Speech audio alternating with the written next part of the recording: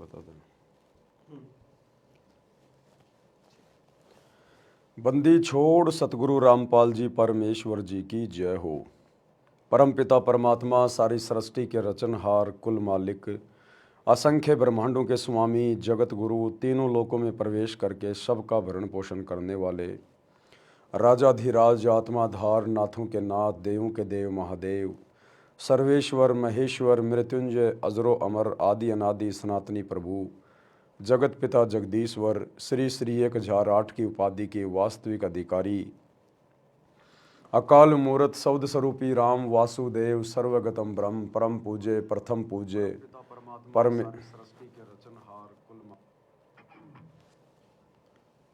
Speaker चल रहा double double lucky speaker double double क्यों चलता है? डबल चल रहा था। इसमें भी आती है आवाज़, मैं बोलता हूँ तब। चलो। परम पूज्य प्रथम पूज्य परम संत परम पुरुष परम धनी परम दयालु सत्य कबीर हक्का कबीर अल्लाहु कबीर अल्लाहु अकबर बाखबर अल्लाह ताला जगत के तारणहार जगत के मुक्तिदाता जगत के जगन्नाथ हारे के सहारे हिंदुओं के राम मुसलमानों के अल्लाह सिखों के वाहिगुरु ईसाइयों के मसीह दया के सागर दया निधि करुणा के सागर करुणा निधि स्वयंभू परिभू संकट मोचन कष्ट हरण मंगल करण दुख भंजन अविगत कबीर निर्विकार निर्विषम परमात्मा अलय अलेख सतगुरु आदि अनादि सतगुरु असली मर्यादा पुरुषोत्तम असली राम असली कृष्ण असली घनश्याम असली मुरारी राजाओं के राजा महाराजाओं के महाराजा शहनशाहों के शहनशाह सम्राटों के सम्राट भगवानों के भगवान अल्लाहों के अल्लाह प्रभुओं के प्रभु मसीहाओं के मसीह सच्चे वाहे गुरु बाबाओं के बाबा पीरों के पीर सेठों के सेठ जगत सेठ सावड़सा सेठ सर्वगुण संपन्न अनंत कोटि कलाओं के स्वामी अनंत कोटि ब्रह्मांडों के नायक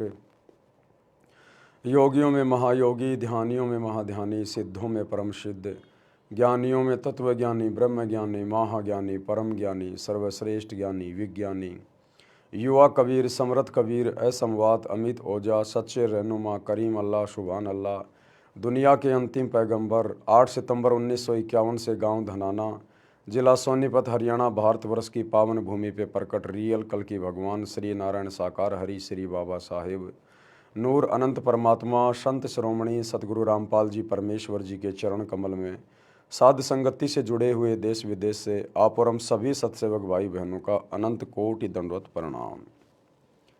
सत्साई भाई और बहनों, दया परम पिता परमेश्वर जी की सतगुरु रामपाल जी भगवान की जिनके शुभ आशीर्वाद से विशेष आशीर्वाद से आप और हम सभी सत्सेवक भाई बहन इस तत्व ज्ञान को आधार बनाकर भक्ति मार्ग पर मोक्ष मार्ग पर दृढ़ता के साथ निरंतर आगे की ओर बढ़ रहे हैं। भाई और बहनों, इस कलयुग की पिछली पीढ़ी में सतगुरु रामपाल जी परमेश्वर जी की विशेष रजा से आप और हम सभी सत्सेवक भाई बहन साध संगति से जुड़े हुए हैं, क्योंकि साध संगति सतलोक के लिए परमात्मा की सतभक्ति का ट्रेनिंग सेंटर है। साध संगति से जुड़कर ही हम अपने गुरु को परमात्मा के रूप में जान सकते हैं, पहचान सकते हैं। और वर्तमान में पूज्य गुरुदेव जी आप और हम सभी आत्माओं के लिए हमें भक्ति मार्ग पर दृढ़ करने के लिए अपने मिशन के तहत हिसार जेल में बैठकर जो विशेष संदेश भेज रहे हैं, इन विशेष संदेश के ऊपर वीडियो बनाने की श्रृंखला जारी है। इसी श्रृंखला में आज हमारा ये 7वें नंबर का वीडियो है, यानी विशेष संदेश नंबर 7 पर आज हम गुरुदेव के ज्ञान आधार से उन्हीं के आशीर्वाद से विश्लेषण करेंगे। भाई और बहनों, गुरुदेव की बहुत बड़ी रजा हो रही है। गुरुदेव के कर कमल से लिखित बहुत सारी पुस्तकों के ऊपर सैकड़ों की संख्या में 2-2, 3-3 घंटे के वीडियो बन चुके हैं। जैसे यथार्थ भक्ति बोध का सरलार्थ, इस पुस्तक पर वीडियो बन चुके हैं। बरवाला कांड की सच्चाई, करोथा कांड की सच्चाई, भ्रष्ट जज कुमारक पर न्यायालय की गिरती गरिमा, सृष्टि रचना, इन पुस्तकों पर वीडियो बन चुके हैं। धरती पर अवतार पुस्तक पर वीडियो बन चुके हैं। भक्ति और भगवान पर वीडियो बन चुके हैं। कबीर सागर के सरलार्थ पे लगभग 60 वीडियो 3-3 घंटे के बन चुके हैं। मुक्ति बोध पर 31 वीडियो बन चुके हैं। और फिलहाल पूज्य गुरुदेव के विशेष आशीर्वाद से रोजाना रात्रि 8 बजे जीने की राह पुस्तक पर वीडियो बन रहे हैं। ये जीने की राह पुस्तक पर जो वीडियो बनाए जा रहे हैं, आज उसका पार्ट नंबर 4 चलेगा लाइव रात्रि 8 बजे इसी Facebook page Pawan Das is live के ऊपर। और ये आम समाज के लोगों के लिए बहुत ही ज़्यादा महत्वपूर्ण वीडियो होंगे, इसलिए जीने की राह पुस्तक पर जो वीडियो बन रहे हैं, आप सभी भगत भाई बहनों ने इन वीडियोज़ को ज़्यादा से ज़्यादा शेयर करना चाहिए। और आप जो जुड़े हुए हैं गुरुदेव से, जिन्होंने गुरुदेव से उपदेश प्राप्त कर रखा है, उन भाई बहनों को चाहिए कि साथ संगति की वीडियो आप जी ज़्यादा से ज़्यादा देखें, ताकि आप जी वर्तमान में भक्ति पर दृढ़ होकर लगे रहें और मर्यादा तोड़ने से बचें। तो चलिए भाई और बहनों, शुरू करते हैं आज पूज्य गुरुदेव जी के मुख कमल से विशेष संदेश नंबर 7। और बीच बीच में जैसे परमात्मा दास को प्रेरणा करेंगे, दास आप जियों को समझाता रहेगा।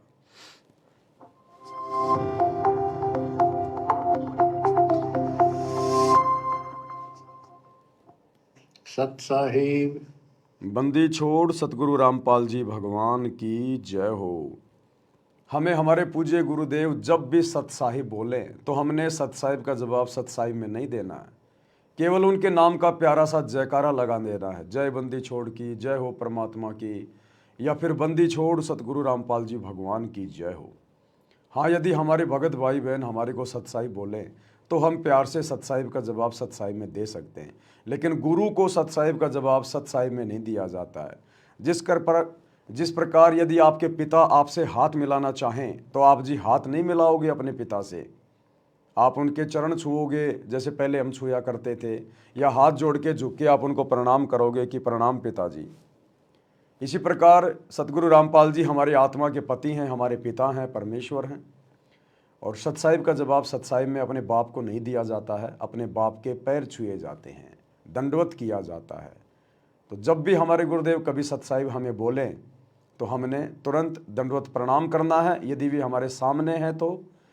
यदि सामने नहीं है तो फिर हमने उनके नाम का जयकारा लगाना है कि बंदी छोड़ सतगुरु रामपाल जी भगवान की जय हो। सतगुरुदेव की जय। बंदी छोड़ कबीर साहिब जी की जय। बंदी छोड़ गरीबदास जी महाराज जी की जय। स्वामी राम देवानंद जी गुरु महाराज जी की जय हो। इसके बाद जब भी हमारे गुरुदेव जयकारे लगाते हैं, हमारे गुरुदेव बहुत सारे जयकारे लगाते हैं, क्योंकि परमात्मा पे कोई कर्म लागू नहीं होता इस काल के लोक में। कर्म आप और हम जीव आत्माओं के ऊपर लागू हैं, इसलिए हमने केवल पतिव्रता पद पे रह के भक्ति करनी है। एकमात्र जयकारा हमने अपने गुरु जी का ही लगाना है और किसी का नहीं लगाना। तो आपने नोटिस किया होगा, जब भी गुरुदेव तीनों समय की आरती हमें सिखाने के लिए कि आरती कैसे की जाती है, जिसके वीडियो रिकॉर्ड कर रखे हैं, जब भी गुरुदेव तीनों समय की आरती में बोलते हैं तो सबसे पहले जयकारे लगाते हैं। कोई भी सत्संग करते हैं सबसे पहले बहुत सारे जयकारे लगाते हैं, गरीबदास जी का, स्वामी रामानंद जी का, बहुत सारे धामों का। लेकिन आपने नोट किया होगा, और तो सभी जयकारे गुरुदेव लगाते हैं, लेकिन एक जयकारा हम सभी भगत भाई बहन लगाते हैं, और वो है अपने गुरु जी का जयकारा। और जब हम गुरु जी का जयकारा लगाते हैं तो गुरु जी चुप हो जाते हैं, और जब गुरु जी जयकारे लगाते हैं तो हम भगत भाई बहन चुप रहते हैं। क्या मतलब है इसका? इसका मतलब ये है कि बाकी जयकारे तो गुरु जी लगा रहे हैं, और जब गुरु जी का जयकारा लगाने का समय आता है तो हम सभी भाई बहन चुप हो जाते हैं, हम केवल अपने गुरु जी का ही जयकारा लगाते हैं। तो भक्तों ने केवल अपने गुरु का ही जयकारा लगाना होता है, इसलिए गुरु जी हमसे और कोई जयकारा नहीं लगवाते। बाकी सारे जयकारे गुरुदेव स्वयं लगाते हैं। गरीबदास जी की जय, स्वामी राम देवानंद जी की जय, फलाने धाम की जय, सर्व धर्मों की जय, सर्व भक्तों की जय, धर्मी पुरुषों की जय, श्री काशी धाम की जय। सारे जयकारे गुरुजी लगाते हैं। केवल एक जयकारा जब गुरुजी के नाम का जयकारा लगाने का समय आता है तो गुरुजी चुप हो जाते हैं। यानी भक्तों ने केवल अपने गुरु का ही जयकारा लगाना होता है। यदि आपने किसी और का जयकारा लगाया, क्योंकि गुरु यानी परमात्मा, और परमात्मा के अलावा सभी जीव हैं, और जीव का जयकारा लगाने का मतलब है उसकी पूजा करना, पतिव्रता धर्म से नीचे गिरना, क्योंकि जयकारा लगाना, दंडवत प्रणाम करना, ये सब पूजा में आते हैं। पूजा में तो पूजा हमने केवल अपने गुरु की करनी है, किसी और की नहीं। तो जयकारा भी हम केवल अपने गुरु जी का लगाएं, बाकी और किसी का ना लगाएं। छोड़ सतगुरु रामपाल जी भगवान की जय हो। सर्व संतों की जय, सर्व भक्तों की जय, धर्मी पुरुषों की जय। श्री काशी धाम की जय, श्री सुडानी धाम की जय, श्री क्रोथा धाम की जय, श्री बरवाड़ा धाम की जय। सत्साहिब गरीब नमो नमो सत्य पुरुष को, नमस्कार गुरु की नहीं, सुर नर मुनिजन साधु,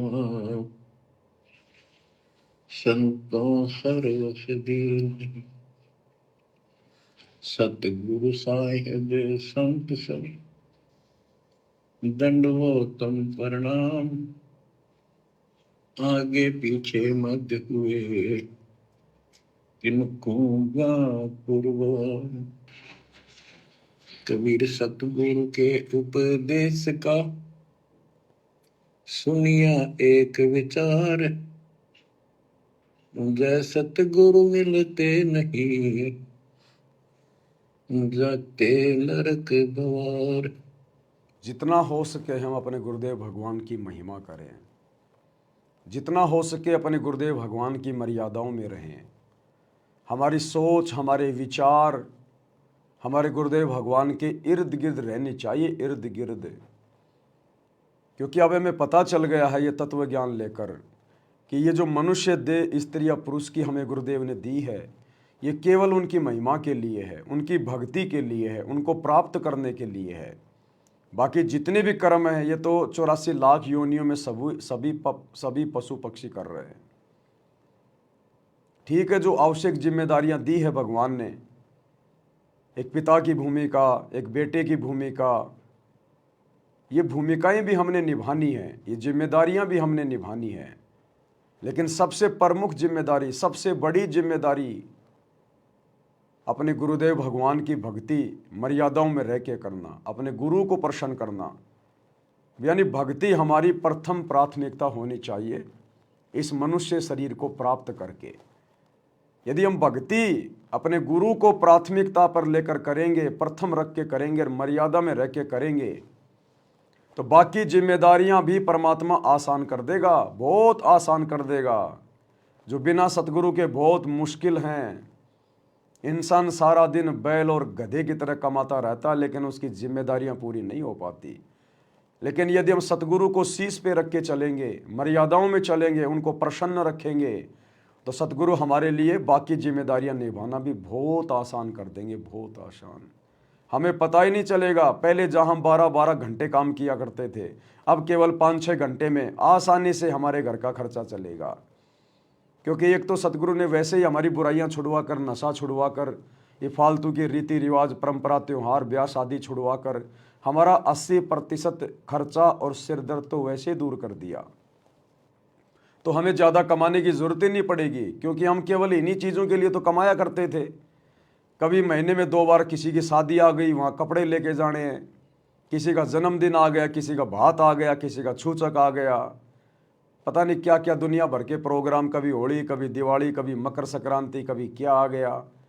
तो इन दुनिया भर के आडंबरों में हम अपना व्यर्थ का पैसा जो पसीना बहा बहा के कमाया करते थे वो बर्बाद करते रहते थे। अब गुरुदेव ने हमें तत्व ज्ञान देकर तमाम प्रकार की बुराइयों से, रीति रिवाजों से, परंपराओं से दूर कर दिया है।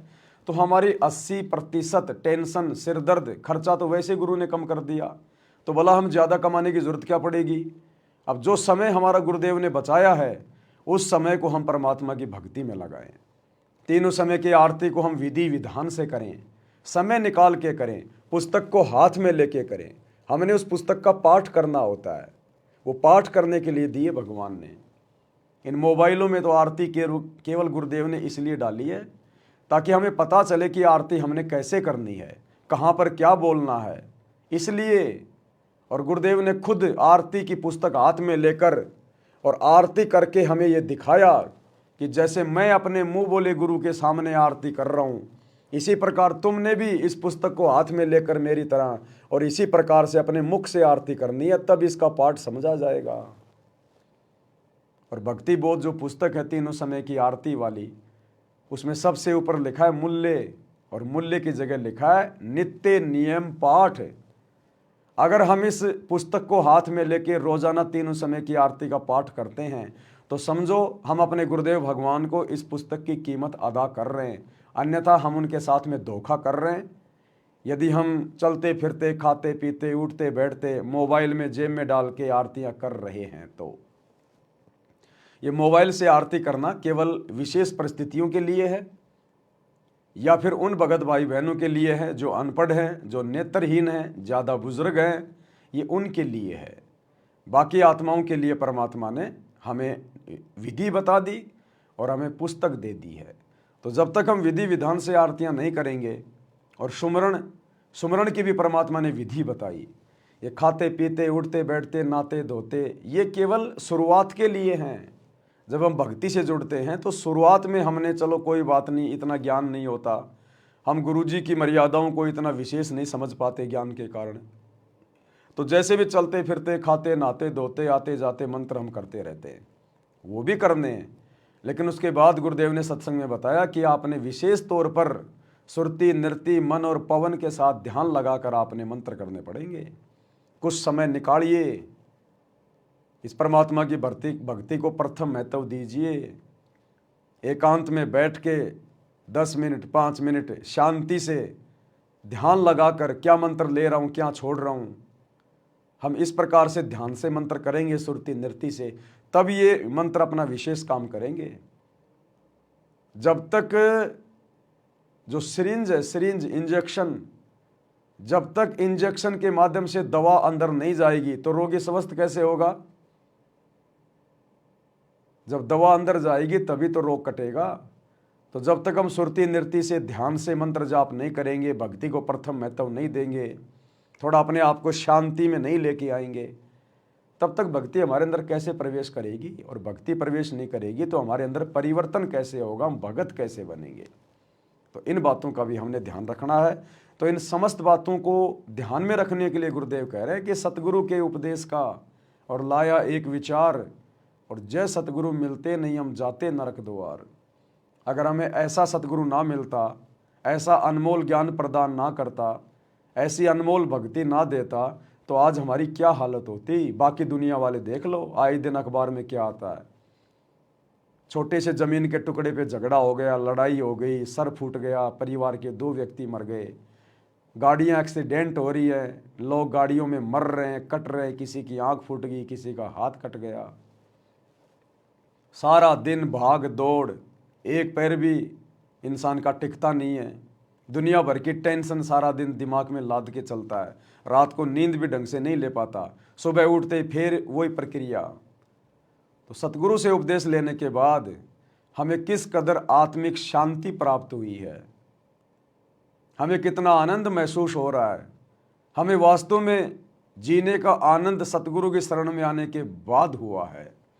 और जब ऐसे गंदे लोक में सतगुरु हमें भक्ति देकर इतना आनंद दे सकता है, तो सोचो फिर सतगुरु का सतलोक क्या होगा, जिसके बारे में सतगुरु दिन रात गुण गाते हैं, उसकी महिमा करते हैं और हमें वहाँ चलने के लिए प्रेरित करते रहते हैं कि बच्चों सतलोक चलो, वहाँ के सुख अखंड हैं। यहाँ पर ब्रह्मा विष्णु महेश को भी वो सुख नहीं है जो सतलोक में तुम्हारे चरणों में पड़े रहते हैं। 4 माया 4 दास, मालिक की वाणी है, 4 मुक्ति जहाँ चंपी करती माया होरी दासी, और दास गरीब अभय पद परसै वो मिले राम अविनाशी। तो हमने कुछ देर सतगुरु के सत्संगों पर सत्संग सुनने के बाद हमने थोड़ा विचार भी करना चाहिए, चिंतन मनन भी करना चाहिए, अपने जीवन में हो रहे परिवर्तन को भी देखकर गुरुदेव का धन्यवाद करना चाहिए कि परमात्मा हम पशुआजन जीव थे और आपने हमारे को इंसान बनाया, इंसान से देवता बनाया, और अब तो आपने देवताओं से भी ऊपर की कैटेगरी में लाके खड़ा कर दिया। क्योंकि देवता तो झूठ भी बोलते हैं, देवताओं में राग द्वेष ईर्ष्या मान बढ़ाई लड़ाई झगड़ा सब कुछ है, देवता राज्य प्राप्ति की इच्छा चाहते हैं, लेकिन आज आप और हमारी परमात्मा ने वो सारी इच्छाएं मिट दी, सतगुरु मिले तो इच्छा मेटे, पद मिल पदे समाना। आज हम देवताओं से भी कई गुना उच्च कोटि की आत्माएं बन चुकी हैं। इस कदर परिवर्तन गुरुदेव ने हमारे अंदर कर दिया है। कीट न जाने भृंग को, गुरु कर ले आप समान। तो कब गुरु ने हमें अपने जैसा बना लिया, हमें पता भी नहीं चल रहा। लेकिन ये परिवर्तन उन्हीं आत्माओं में होता है जो आत्माएं अपने गुरु को अपना इष्ट मानकर, परमात्मा मानकर, संसार से पीठ फेर कर और संघर्ष करते हुए भक्ति मार्ग पर दृढ़ता के साथ आगे की ओर बढ़ते हैं।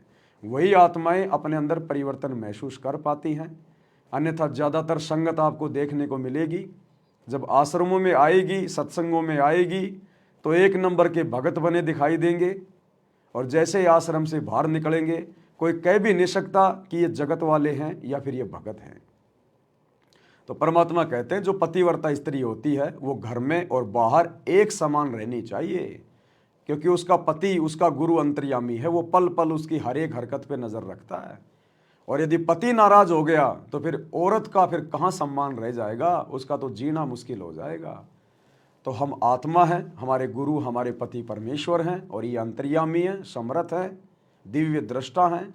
हम इनसे कुछ भी नहीं छुपा सकते, अपनी मन की बात भी हम अपने गुरु से नहीं छुपा सकते। इसलिए मन में भी बहुत सोच समझ के विचार करें। जब भी हम कभी अपने गुरुदेव के बारे में बोलें या सोचें तो हमने ये सोचना चाहिए कि मैं गुरु जी के बारे में नहीं सोच रहा, मैं गुरु जी के बारे में नहीं बोल रहा, मैं परमात्मा कबीर जी के बारे में बोल रहा हूँ, परमात्मा कबीर जी के बारे में सोच रहा हूँ। हमने इस तरह सावधानी रखकर चिंतन मनन अपने गुरुदेव के विषय में करना चाहिए। अगर जरा भी त्रुटि हो गई तो परमात्मा हमसे कोसों दूर हो जाएंगे। इसलिए हमने गुरुदेव के उपदेशों पर, गुरुदेव के वचनों पर, गुरुदेव के सत्संगों पर हमने चिंतन मनन भी करना चाहिए ताकि हम आगे बढ़ें। नरक द्वार में दूत सब करते खेचा तान, उनसे कभू नहीं छूटता, फिरता चारों खाने। कबीर चार खानी में भरमता, कबहू न लगता तार, सो फेरा सब मिट गया, मेरे सतगुरु के उपकार। बिना सतगुरु की सच्ची भक्ति के या आम इंसान तो छोड़िए, देश का राजा भी, ब्रह्मा विष्णु महेश भी अपने एक छोटे से संस्कार में परिवर्तन नहीं कर सकता। छोटे से संस्कार में श्री विष्णु जी को नारद जी का श्राप लगा था। ये तीन लोक का भगवान अपने उस प्रारब्ध में परिवर्तन नहीं कर पाया। अपने भतीजे नारद का श्राप भोगने के लिए पृथ्वी पर त्रेता में रामचंद्र रूप में आना पड़ा, रामचंद्र रूप में। बिना सतगुरु की सच्ची, और बाली को मारा था त्रेता युग में, द्वापर में उसको भुगतना पड़ा, द्वापर में उसको अपना वो कर्म काटना पड़ा। आज पता नहीं भाई और बहनों, स्पीकर डबल डबल बोल रहा आज। तो बिना सतभक्ति के तीन लोक के भगवान भी अपने प्रारब्ध का कर्म नहीं काट सकते, संस्कार नहीं काट सकते, इनको भी भोगना पड़ता है। फिर आम व्यक्ति की भला क्या औकात।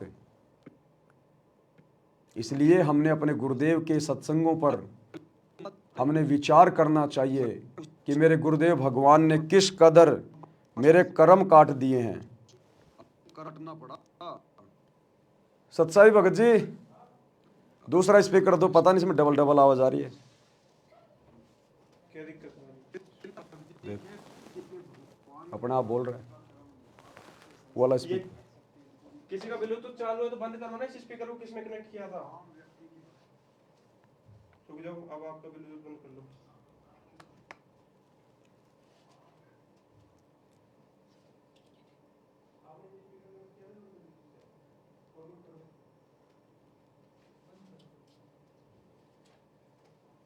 आप कनेक्ट करो एक बार। नोटिफिकेशन वगैरह सब बंद करके रखो ना इनके। कनेक्ट ही है तो इससे कनेक्ट है ना, चला के देखो एक बार। चल तो रहा है, लेकिन बीच बीच में फिर और आवाज़ आ रही किसी है ना और का इसमें। ब्लूटूथ से भी कनेक्ट है ये। किसी और का किसका कनेक्ट होगा? अब सुनो आ रही है। आएगी फिर बीच में हो जाएगा फिर। चलो नहीं, जाओ। सबके घर में। तो इस प्रकार हमने अपने गुरुदेव भगवान का धन्यवाद करना चाहिए, चिंतन मनन करना चाहिए कि परमेश्वर आपकी शरण में आए बिना यहाँ की जो परम शक्ति है, ब्रह्मा विष्णु महेश है, वो भी अपने कर्म नहीं काट सकते। और आपने परमात्मा हमें अपनी शरण में लेकर हमारे जन्म जन्मांतरों के कर्म काट दिए, युगों युगों के पाप कर्म काट दिए। हम 84 लाख योनियों में जाने थे, वहाँ कष्ट उठाने थे। ये परमात्मा आपने अपनी शरण में लेकर हमें गधे कुत्ते सूअर बनने से बचाया। हमारे भाग्य में ना जाने आगे क्या क्या संकट थे, क्योंकि ये कलयुग चल रहा है। इस समय केवल हमारे पाप कर्म बचे हुए थे। पुण्य हम पहले के युगों में खा चुके थे, खर्च कर चुके थे, और पाप कर्मों के कारण ना जाने क्या क्या दुख हमारे ऊपर आने थे। लेकिन आपके शरण में आने के बाद आपने हर प्रकार से हमारे पाप कर्मों का सत्यानाश कर दिया। कबीर जब ही सतनाम हृदय धर्यो भयो पाप को नाश, और जैसे चिनगारी अग्नि की पड़े पुराने घास। तो ऐसे दीन दयाल सतगुरु की हम जितनी महिमा करें, जितना गुणगान करें, उनके सत्संगों पर हम जितना चिंतन मनन करें, बार बार उनका धन्यवाद करें, उतना ही कम है। और जय जय सतगुरु मेरे की, जय जय सतगुरु मेरे की, सदा साहिबी सुख से वसियो,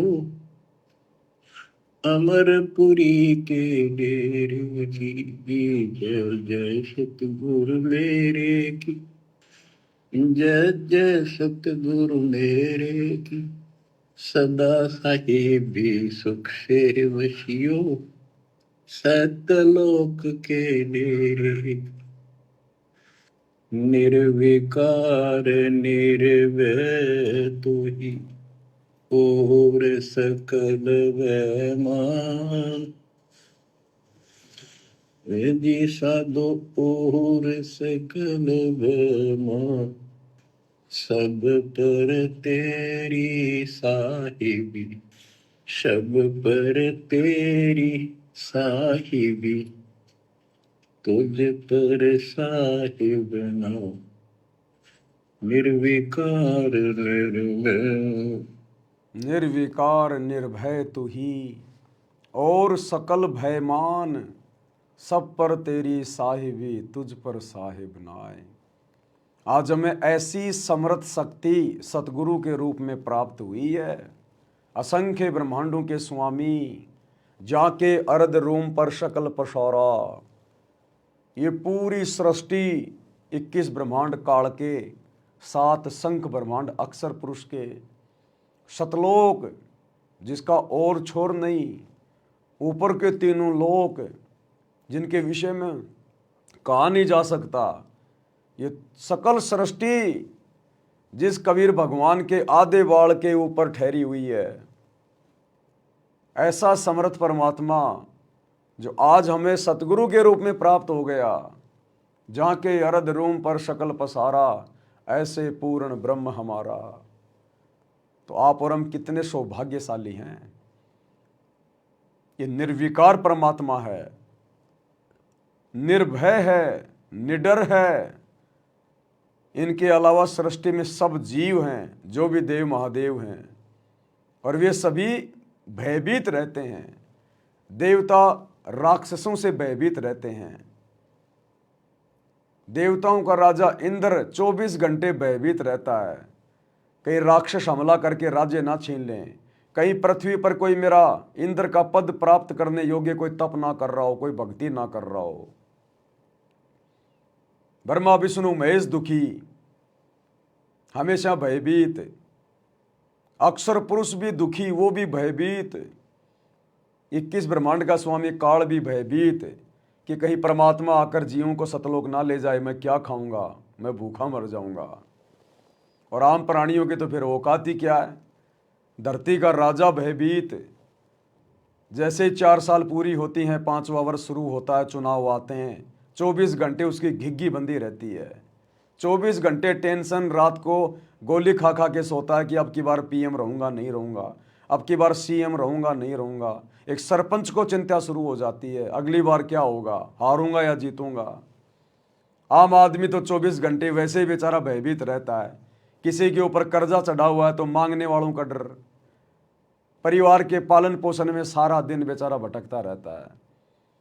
तो कहते हैं यदि सकल सृष्टि में एकमात्र कोई समर्थ है, निर्विकार, निर्भय, निडर है, तो केवल कबीर भगवान है। कबीर परमात्मा, देवों का देव, और वे देवों के देव आज हमें सतगुरु रामपाल जी के रूप में प्राप्त हैं। तो परमेश्वर हमें भी अपने जैसा बनाएंगे।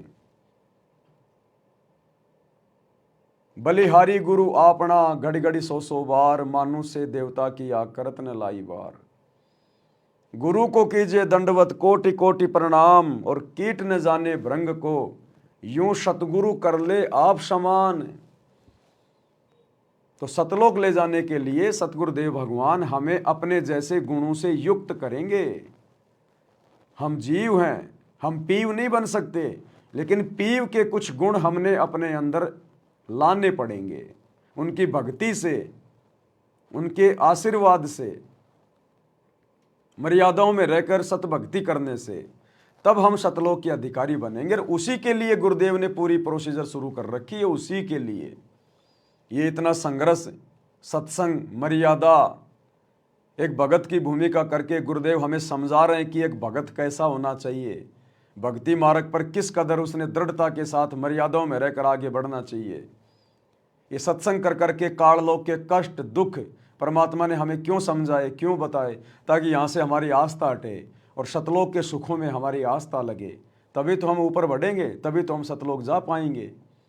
अगर हमारी आस्था यहीं पर थोड़े बहुत सुख प्राप्त करके बनी रही, तो भाई परमात्मा कहते हैं जहाँ आशा तहाँ बासा होई, मन कर्म वचन सुमरियो सोई। तो फिर बात वो की वो रह जाएगी। अगर पार नहीं हुए तो क्या फायदा फिर इस भक्ति पर लगकर इतनी मर्यादा निभाना, इतना संघर्ष करना, इतना समय देना, फिर क्या फायदा हुआ। तो भाई और बहनों, हमारा टारगेट केवल एक ही होना चाहिए। चाहे आप धरती पर राजा बन जाएं इस भक्ति से, चाहे आप महाराजा बन जाएं, चाहे आपको कितने सुख हो जाएं, लेकिन हम रोज 1 या 2 बार अवश्य चिंतन करें कि मेरा टारगेट क्या है, मेरा मकसद क्या है, मैं भक्ति कर क्यों रहा हूं। क्या ये सुख प्राप्त करने के लिए, क्या ये भौतिक सुख सुविधाओं का आनंद उठाने के लिए? नहीं, ये आनंद तो मैं करोड़ों बार राजा रहकर, ब्रह्मा विष्णु महेश बनकर भोग चुका हूं। मेरे हाथ कुछ भी नहीं लगा। मेरा एकमात्र टारगेट, मेरा लक्ष्य केवल सतलोक है। और सतलोक के लक्ष्य को प्राप्त करने के लिए मेरे मार्ग में कोई वस्तु बाधा ना बन जाए। यदि कोई वस्तु बाधा उत्पन्न कर रही है तो चिंतन करना चाहिए कि कौन सी वस्तु आड़े आ रही है, उस बाधा को हटाने का प्रयास करना चाहिए। इसी को कहते हैं सत्संगों के ऊपर चिंतन मनन करना, मंथन करना, ताकि हमारा रास्ता क्लियर रहे और काल हमें किसी भी प्रकार से धोखा ना दे सके, हमें यहां पर फंसा ना सके। तब जाकर हमारी बात बनेगी।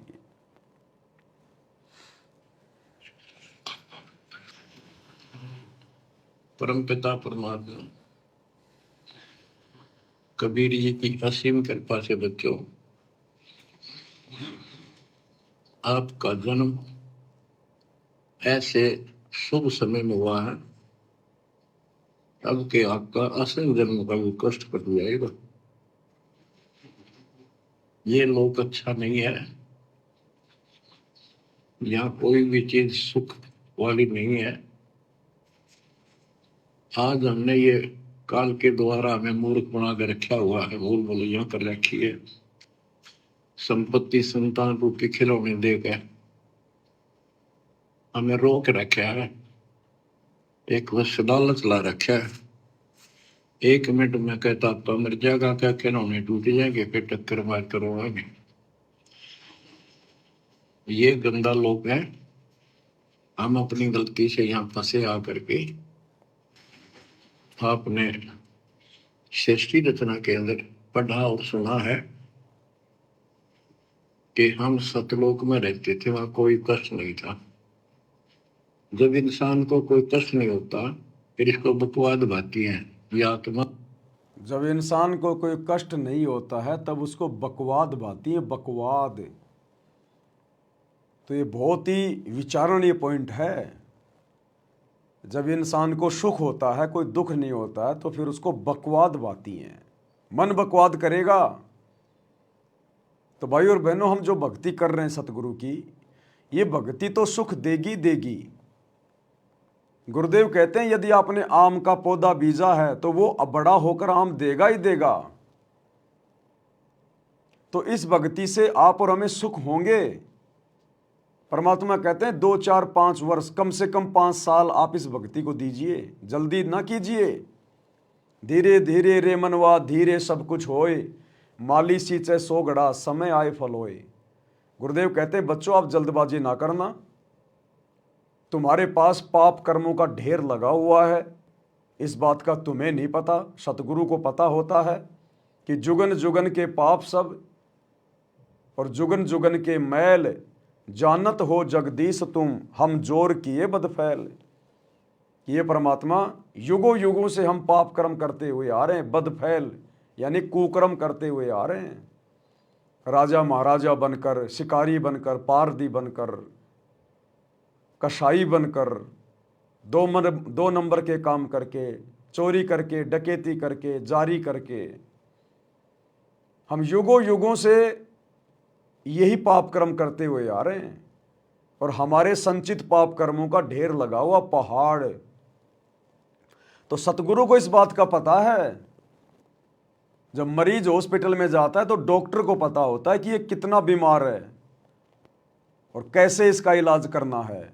मरीज ने फिर जल्दबाजी नहीं करनी चाहिए यदि डॉक्टर की शरण में चला गया तो सतगुरु को पता है कि हम कितने पाप कर्मों से ग्रस्त हैं, हमारे पाप कर्मों का ढेर है, ढेर। तो धीरे धीरे परमात्मा इसको काटेगा और यहां भी हमें धीरे धीरे परमात्मा सुख देगा हमारी भक्ति से ही। पाप कर्म भी हमारी भक्ति से कटेंगे, सुख भी परमात्मा हमें हमारी भक्ति से देगा।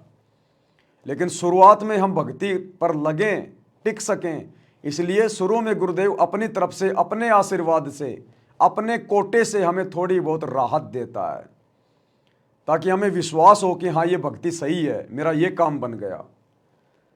तो भक्ति पर लगते ही शुरुआत में जो हमारे काम बनने शुरू हो जाते हैं, कोई स्वस्थ हो जाता है, किसी का कारोबार ठीक ठाक चल पड़ता है, तो वो उसकी भक्ति के कारण नहीं चल रहा, वो सतगुरु ने अपनी तरफ से ऐड दी है, अपनी तरफ से राहत दी, आशीर्वाद दिया है, ताकि इसको विश्वास हो इस भक्ति पर और ये भक्ति शुरू करे। फिर आगे चलकर धीरे धीरे फिर हमने समझदार बनकर, फिर हमने मर्यादा में रहकर भक्ति करनी पड़ती है। जिस प्रकार गवर्नमेंट किसी के कारोबार के लिए शुरुआत में सब्सिडी देती है, उसको मदद दे देती है, लेकिन बाद में उसने खुद ही अपना धंधा करना होता है, हमेशा गवर्नमेंट सब्सिडी नहीं देगी।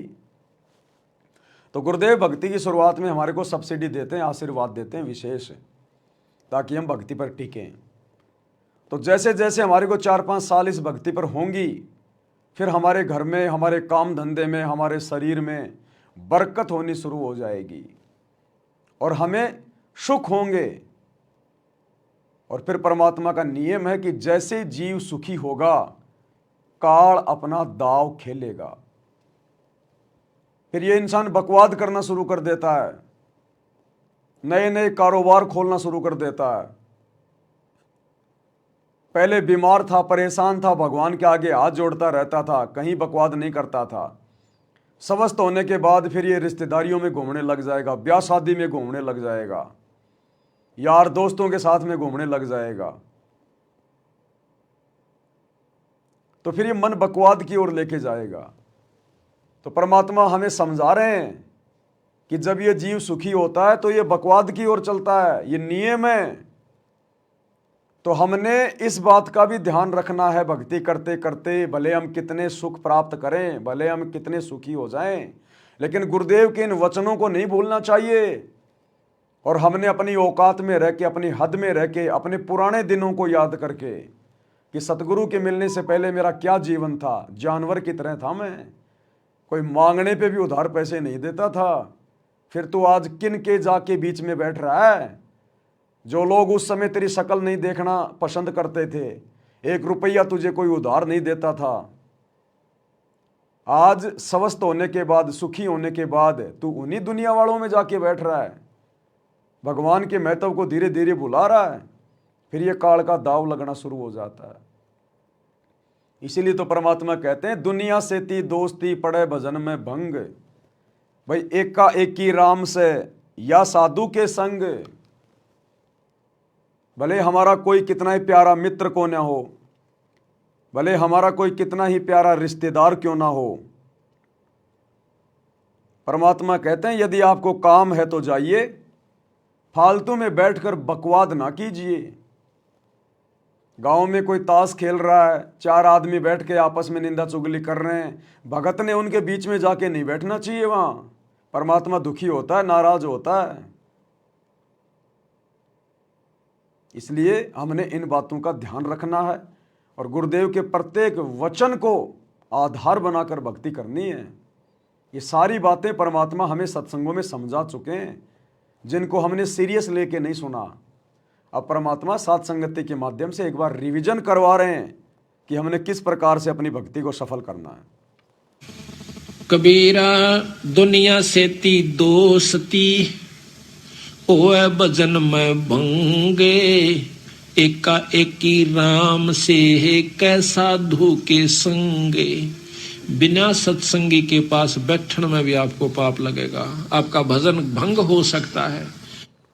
बिना सत्संगी के पास बैठने से भी आपका भजन भंग होगा, क्योंकि जिसको सत्संग प्राप्त नहीं, जिसको गुरु प्राप्त नहीं, वो तो बकवाद करेगा, इधर उधर की बातें उठा के बताएगा। अरे आज उसके साथ ये हो गया, अरे उसने तो सत्यानाश कर दिया, अरे वो ऐसा गंदा आदमी है, और भाई क्या हालचाल है, पता नहीं दुनिया भर की बातें शुरू कर देगा। तो वो हमें विचलित कर सकता है यदि आपको ज्ञान नहीं है तो। और जिसको ज्ञान नहीं होगा वही तो जगत वालों में जाके बैठेगा। अन्यथा जो समझदार होगा, जिसको ज्ञान होगा, गुरु वचन का पता होगा, सत्संग सुने होंगे, वो जगत वालों के बीच में क्यों बैठेगा फालतू में? भगत को तो समय नहीं होता। तो मालिक कहते हैं बिना सत्संगी के पास बैठने से भी पाप लगेगा, पाप। तो भैया हम तो अपने पाप कर्म कटवाने के लिए भक्ति कर रहे हैं, पाप जमा करने के लिए थोड़ी कर रहे हैं। अभी आपने 2 दिन पहले देखा गोहाना जाट महासभा, सोनीपत की गोहाना जाट महासभा, जिसकी धर्मशाला का 5वां फ्लोर सतगुरु रामपाल जी के दोनों बेटों ने भगत समाज के ज्योति पाठ और दान के पैसों से 1 करोड़ रुपए से बनवाया। समाज के साथ यारी निभा रहे हैं और कल उसका उद्घाटन था। वीडियो दास ने रात को बनाया था, आप लोगों के पास पहुंच गया होगा। किस प्रकार गुरुदेव के दोनों लड़के और सैकड़ों की संख्या में बड़े बड़े भगत उस जाट धर्मशाला का उद्घाटन कर रहे हैं। उद्घाटन, अरे गुरुजी ने तो हमें अपने घर का भी उद्घाटन करने के लिए मना किया है, ना करना ना किसी से करवाना। अगर आप नई दुकान खोली है, नया मकान बनाया है, उसमें प्रवेश करो तो परमात्मा का मंगलाचरण कर दो, मालिक की ज्योत लगा दो, बस। अब वो जाट समाज के लोग, उन्होंने तो बीजेपी के नेताओं को बुलाया, इधर से संत रामपाल जी के दोनों बेटों को बुला लिया। अब बेटे अकेले थोड़ी जाएंगे, सैकड़ों भक्तों को साथ में ले लिया और वहां पर गुरुजी के दोनों लड़के जगत वालों से अपने गले में फूलों की माला डलवा रहे हैं, अपना स्वागत करवा रहे हैं, खुद भी दूसरों के गलों में फूलों की माला डाल रहे हैं और कह रहे हैं हम 30 साल से भक्ति कर रहे हैं, 30 साल से। जबकि गुरुजी ने सतनाम के नियम नंबर 4 में स्पष्ट मना कर रखा है कि भगत ने अपने गले में ना तो माला डलवानी है, ना किसी के गले में माला डालनी है। माला डालने का मतलब है पूजा, और भगत कभी अपनी पूजा नहीं करवा सकता, लेकिन भाई और बहनों, ये लोग बिल्कुल काल की गोद में बैठे हैं, काल की गोद में। इन्हें सतगुरु से, सतगुरु की मर्यादाओं से कोई लेना देना नहीं है। ये काल के द्वारा भेजे गए जीव हैं पृथ्वी पर। तो गुरु का वचन कभी झूठ नहीं हो सकता। साध वचन पलटे नहीं, पलट जाए ब्रह्मांड। कि जब तुम्हें सुख होंगे तो फिर तुम बकवाद की ओर चलोगे। आज गुरु जी के परिवार को सुख है। इस काल के लोक में सुख कौन मानता है? जिसके पास पैसा हो, धन हो। तो संगत ने खूब ज्योति पाठ और दान दे दे के आज इनको धनी बना दिया। इन कुपात्रों के हाथों में दान दे के इनको सुखी बना दिया। अब ये कुपात्र अपने भी कर्म फोड़ रहे हैं और दान देने वाली संगत के भी कर्म फुड़वा रहे हैं। तो गुरु का वचन झूठ नहीं हो सकता, मिथ्या नहीं हो सकता भाई और बहनों। ये बहुत भयंकर षड्यंत्र है काल का। यदि हमने सतलोक चलना है तो हमने काल से मुंह फेरना पड़ेगा, काल की दुनिया से पीठ फेरनी पड़ेगी। भाई हम समर्थ के शरण में आ गए, अब हमें अपना सतगुरु किस चीज के भरोसे रहने देगा जो हम दुनिया की तरफ मुंह देख के चलें? हमें सतगुरु किस चीज के भरोसे रखेगा यदि हम भक्ति कर रहे हैं तो, जो हमें दुनिया से उम्मीद लगा के रखनी पड़ेगी? हमें अपने सतगुरु के अलावा किसी की आवश्यकता ही नहीं होनी चाहिए यहां पर। लेकिन फिर भी जानबूझकर गुरु का परिवार जगत में घुस रहा, जगत में। और एक समय परमात्मा ने बताया कि अपने से ठाड्डे के अंदर नहीं घुसना चाहिए, अपने से बड़े के अंदर कभी नहीं घुसना चाहिए। और इस काल लोक की दुनिया के हिसाब से हम भगत सबसे नीचे हैं, सबसे नीचे। यहां का एक सरपंच भी हमारे से ठाड्डा है, हमारे से ऊपर है सांसारिक दृष्टि में।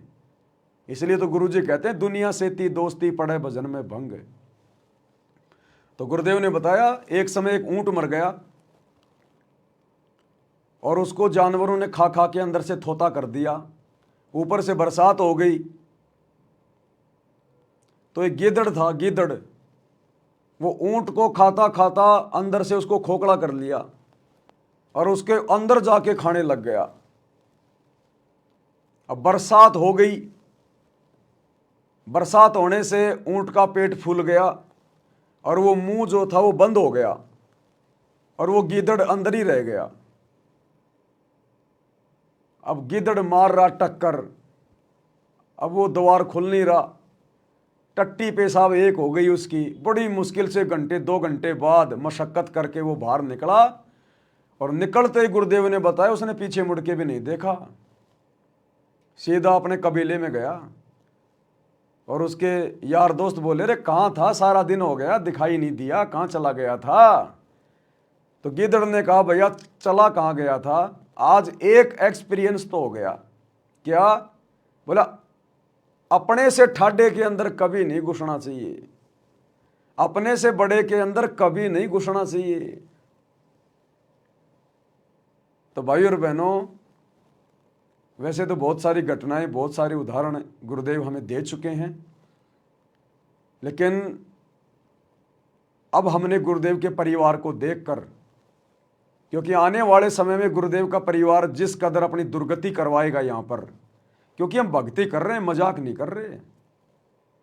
ये नियम, ये मर्यादा सतगुरु की सबके लिए समान है, चाहे गुरु का परिवार हो या चाहे 1000 किलोमीटर दूर बैठा हुआ कोई बिहार का भगत हो। ये तो आप और हमारी सोच है, नादान सोच है कि गुरु जी ने अपने परिवार को छूट दे रखी होगी, या गुरु का परिवार गुरु के लिए कोई विशेष होगा, या कोऑर्डिनेटर या गुरु जी के साथ में रहने वाले कोई विशेष होंगे। अगर डॉक्टर के बेटे को भी कैंसर हो गई है और डॉक्टर उसका इलाज कर रहा है, तो उस बेटे के लिए भी वही परहेज होंगे जो एक गांव के कैंसर के व्यक्ति के लिए होंगे।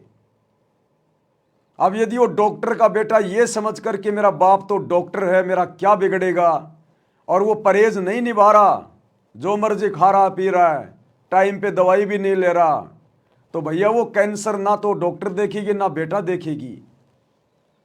तो इसी प्रकार सतगुरु रामपाल जी का परिवार, उनके बेटा बेटी, भाई बंधु रिश्तेदार और ये कोऑर्डिनेटर इसी गलतफहमी में जी रहे हैं कि गुरुजी तो मेरा बाप है, गुरुजी तो मेरा पति है, गुरुजी तो मेरा मामा है, गुरुजी तो मेरा भाई है। कोऑर्डिनेटर सोच रहे हम तो गुरुजी के साथ आश्रम में रहा करते थे, हमें तो गुरुजी बहुत अच्छे से जानते हैं। अरे गुरुजी तुम्हें बहुत अच्छे से जानते हैं, लेकिन ये गुरुजी के नियम और मर्यादाएं किसी को नहीं जानती। अरे तुम गुरुजी के बेटा बेटी हो सकते हो, लेकिन मर्यादाओं के बेटा बेटी नहीं हो। जिस प्रकार आप चाहे प्रधानमंत्री के कितने ही अजीज हैं, कितने ही उसके निकट हैं, लेकिन जो देश का संविधान है वो संविधान तो उसी प्रकार से न्याय करेगा जैसे आम व्यक्ति के साथ में होता है। वो धाराएं, वो नियम, वो संविधान आम व्यक्ति पर भी उतना ही लागू होता है और प्रधानमंत्री के परिवार पर और उसके दोस्त पर भी उसी कदर लागू होता है।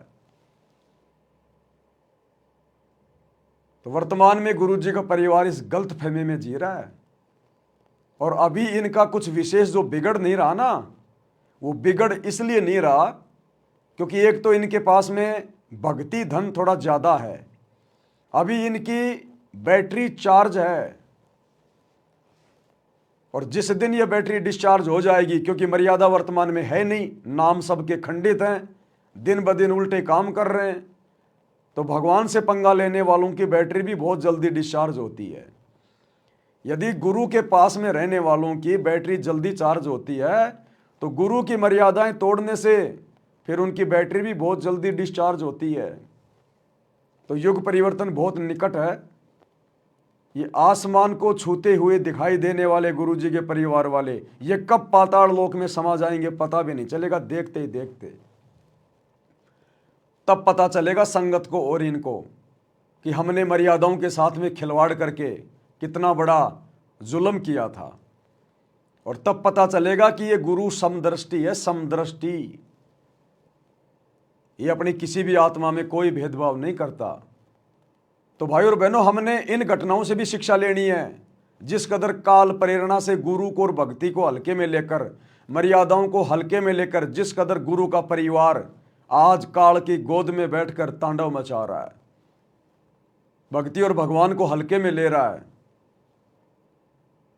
इसलिए परमात्मा कहते हैं जरा सा सुख होता है ये मन बकवाद की तरफ दौड़ता है, बकवाद की तरफ है।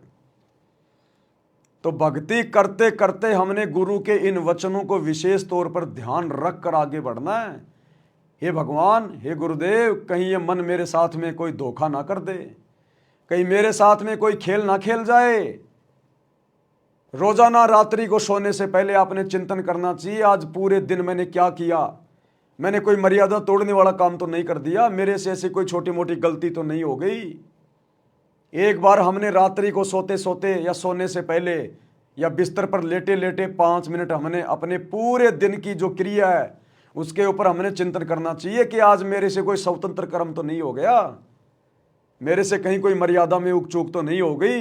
अगर हुई है जाने अनजाने में तो परमात्मा से नाक रगड़ रगड़ के क्षमा याचना करनी चाहिए, तब हमारी भक्ति सफल होगी। जब हम अपने अतीत को देख के चलेंगे और भविष्य की चिंता रखेंगे कि हमने तो सतलोक जाना है, यहाँ नहीं रहना, हमने यहाँ पर पांव फंसा के नहीं रखना, हम सैकड़ों बार करोड़ों बार कोटि जन्म तू राजा की ना मिटी न मन की आशा, भाई सुरपति दुखिया भूपति दुखिया रंक दुखी जो है बपरीती हो। ये सारे उदाहरण गुरुदेव ने दे रखे कि यहाँ देवताओं के राजा भी सुखी नहीं है, खुद ये तीनों देवता भी सुखी नहीं है, तुम कैसे सुखी हो सकते हो। इसलिए भूलो मत भक्ति, मर्यादाओं को हल्के में मत लो, क्योंकि गुरु बार बार आपको दबाव दे के नहीं समझाएगा। गुरु 24 घंटे आपके पीछे नहीं लगा रहेगा। गुरुजी ने सार्वजनिक तौर पर ज्ञान दे दिया, अब उन सत्संगों को आधार बनाकर हमने आगे बढ़ना होगा। फिर तो इस प्रकार से भाई और बहनों, सतगुरु का एक एक वचन परम सत्य है कि जरा सा सुख हुआ नहीं और ये काल इस जीव को तुरंत दबोच लेगा, तुरंत। इसलिए परमात्मा कहते हैं जगत वालों के साथ में जो अनुपदेशी हैं, चाहे वो रिश्तेदार हों चाहे यार दोस्त हों, यारी दोस्ती तो भक्ति में हमने रखनी नहीं है। यदि हमारा कोई यार दोस्त भी है तो हमारा गुरु है, गुरु। अनुपदेशी व्यक्ति चाहे कोई भी हो, कितना ही प्यारा क्यों ना हो, यदि विशेष काम है तो उसके संपर्क में आइए, अपना काम कीजिए, तुरंत लौट के आइए। वो आपको बहकाने का प्रयास करेगा, अरे भाई बैठ जा, बहुत दिनों में आया, अरे बच्चों चाय बनाओ रे, तुम्हारे चाचा जी आए। बोले भाई साहब माफी चाहता हूं, समय नहीं है, फिर कभी देखेंगे। निकल लो उसके बोलते बोलते। एक बार अगर बैठ गए तो वो तुम्हें देने वाला कुछ नहीं है। तुम्हारे मेमोरी कार्ड में उल्टी सीधी बातें भरेगा, इधर उधर की बातें, तुमसे झूठी हाँ भरवाएगा। अरे यार वो नहीं है क्या वो फलाना फलाना, अरे बड़ा निकम्मा आदमी यार वो, उसने उसके साथ ये कर दिया। आपसे झूठी हाँ भरवाएगा, आप बैठे बैठे करोगे हाँ हाँ हाँ हाँ हाँ हाँ।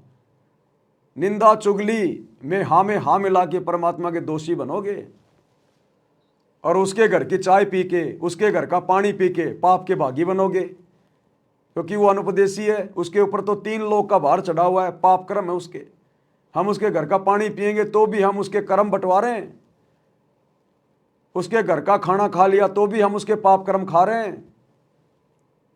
इसलिए मालिक कहते हैं दुनिया से ती दोस्ती पड़े भजन में भंग, एकाएकी राम से या साधु के संग। एकाएकी राम से यानी अपने गुरुजी से लगे रहो। एकाएकी राम से मोबाइल में सत्संग चला दिए, सुन लिए, अपना काम कर रहा है, नहीं तो अपना लेट रहा है। एकाएकी राम से अपनी आरती कर ले, सुमरन कर ले, सत्संग सुन ले, कोई शब्द गा ले, या साधु के संग, या अपने किसी भगत भाई बहन के पास चला जा अगर फ्री है तो, अगर कोई आस पास में है तो, या किसी भगत भाई बहन से मोबाइल पे अपनी बातें हो गई, परमात्मा की चर्चा हो गई। तो कहते हैं भगत ने इस कदर अपने भक्ति जीवन को जीना है, सफल करना है। इसलिए परमात्मा कह रहे हैं इस वाणी में,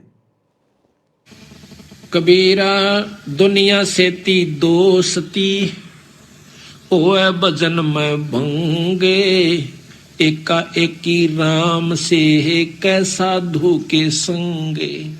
बिना सत्संगी के पास बैठने में भी आपको पाप लगेगा, आपका भजन भंग हो सकता है। तो इसलिए बताया, या तो अपने सत्संगी दौरा जा बैठे या फिर अपना नाम पर लगा रहे। अगर आप किसी दूसरे के पास बैठोगे हुक्का पाड़ पे, तो जान देने का लो पी लो मेरे यार, तो नु कहेगा ना मन तो छोड़ दिया, क्यों क्या हो गया भाई, नाम ले लिया, ओ तुरे सोचू खा कर बिल्ली नो गया आज करन चाली। हो गई ना वो गलती। वो जगत वाले तो जबरदस्ती करेंगे।